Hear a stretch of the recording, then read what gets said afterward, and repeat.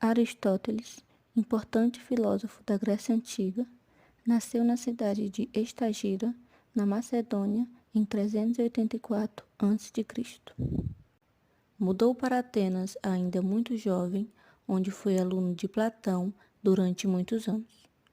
Por se destacar entre os outros alunos, tornou-se professor da academia para os novos ingressantes.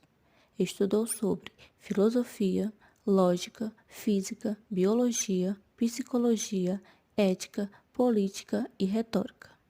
Talvez o maior legado que Aristóteles tenha deixado para a posterioridade seja a classificação sistemática das áreas do conhecimento, a lógica e a valorização do conhecimento empírico para a obtenção de qualquer conhecimento prático sobre o mundo.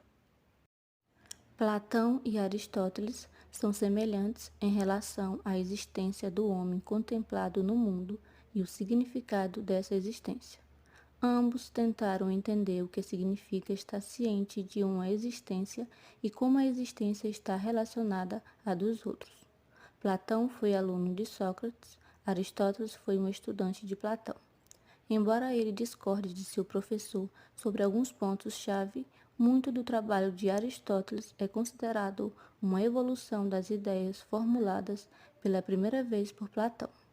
A obra de Platão, no entanto, foi mais individualmente focada e preocupada com a alma. Aristóteles era mais um pensador político que tentou colocar suas ideias em um contexto social. Para ele, era impossível considerar um sem considerar o outro. Muito de seu pensamento científico foi com base neste mesmo princípio. A filosofia de Aristóteles abrange a natureza de Deus, metafísica, do homem, ética e do Estado, política. Aristóteles foi um defensor do sistema político democrático pela qual Atenas já havia passado, tendo escrito um livro sobre isso. Também escreveu tratados de ética, em que afirmava a necessidade da busca de uma moderação das ações humanas baseada na prudência, para que a vida em sociedade levasse os cidadãos à felicidade. Aristóteles fundamentou as primeiras noções de lógica clássica, baseada na argumentação e na retórica.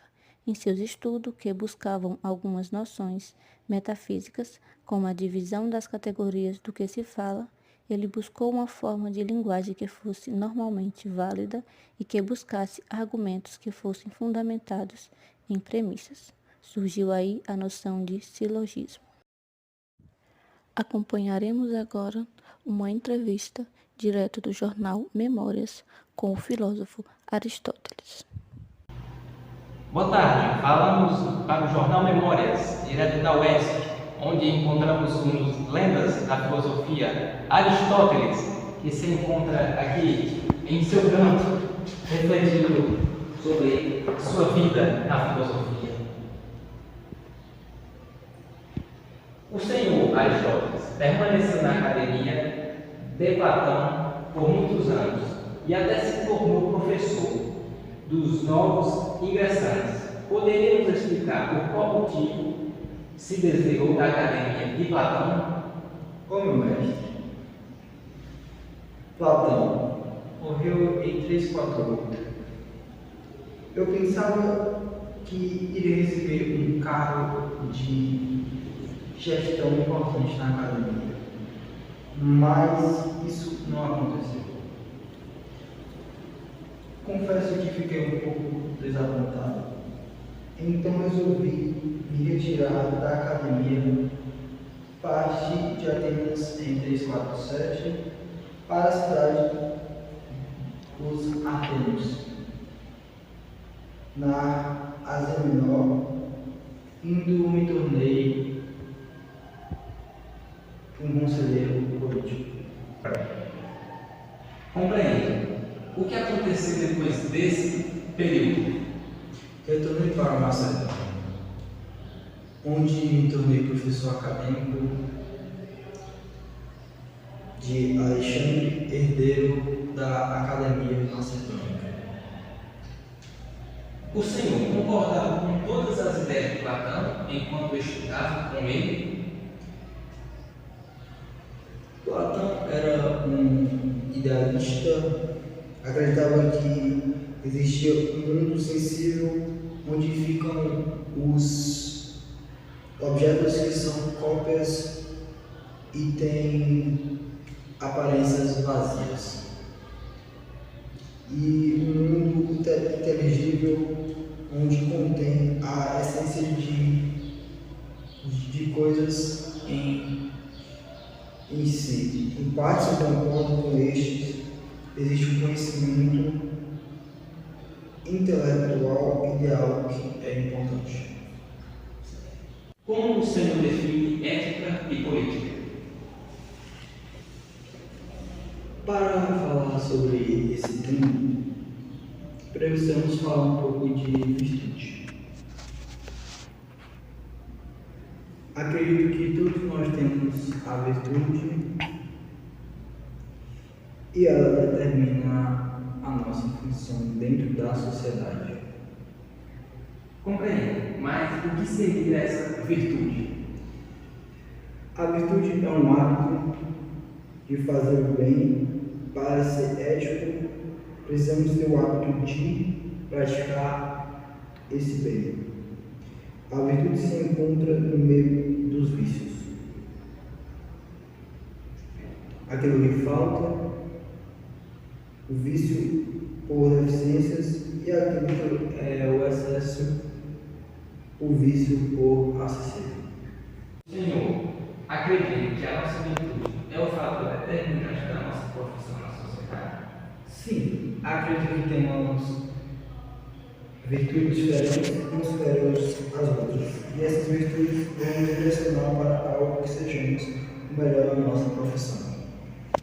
Qual a importância da virtude? Refletimos há um tempo atrás, percebi que o homem tem como sua finalidade a busca da felicidade. O homem só está feliz com sua função quando ele segue a sua virtude. Onde a política se encaixa em tudo isso? O homem, por natureza, é um animal político. Por causa da sua fala, o homem necessita de regras para viver uma sociedade. O homem é o único entre os animais que tem o dom da fala da verdade. A simples voz pode indicar a dar prazer. E os outros animais possuem mais a fala, tem a finalidade de indicar o conveniente e o louco, portanto, também o jeito é o injusto. Na sua concepção, qual seria um governo ideal? É aquele que tem a sua constituição forte e várias regras, mas que deve ter como objetivo a felicidade do seu povo. Daí temos a ideia de um governo virtuoso que tem como objetivo o bem comum e a felicidade. E o governo desonesto que parece uma antiga, onde o governo só pensa em ficar mais rico em cima das pessoas mais pobres. Aristóteles, o que é a felicidade para o Senhor? Ela é o bem supremo, é buscada por todos nós, ter um fim em si mesmo. O que traz a felicidade são as boas ações, aquelas que são equilibradas agora de forma equilibrada, nos direcionamos à felicidade. Os estudos de filosofia sempre compreenderam uma mistura de astronomia, física, matemática, cosmologia, política, ética, retórica, entre outras áreas do conhecimento. O Senhor foi o primeiro a classificar e a sistematizar essas áreas, desenvolvendo estudos específicos sobre cada tema. Como se deu essa classificação? Percebi que a classificação dos conhecimentos eram desorganizadas. Os filósofos tomavam o tema como base de conhecimento e escreviam sobre tudo o que se vinculava a ele, de forma contínua. Então comecei a separar as diferentes áreas do saber humano em uma categoria. A filosofia precisa ser analisada por 3 grandes áreas para que alcançamos a verdade: teoréticas, práticas e proéticas. Após a morte de Alexandre o Grande, em 323 a.C., Aristóteles tornou-se alvo de atitudes anti-macedônias e as autoridades o acusaram de cometer heresia por comparar Hérmias, o falecido pai de sua primeira esposa, à divindade. Em vez de comparecer ao tribunal e tendo ainda a execução injusta de Sócrates em mente, Aristóteles optou por fugir de Atenas, para que os atenienses não pecassem duas vezes contra a filosofia, como ele disse. No ano seguinte, em 322 a.C., Aristóteles morreu de uma doença estomacal aos 62 anos.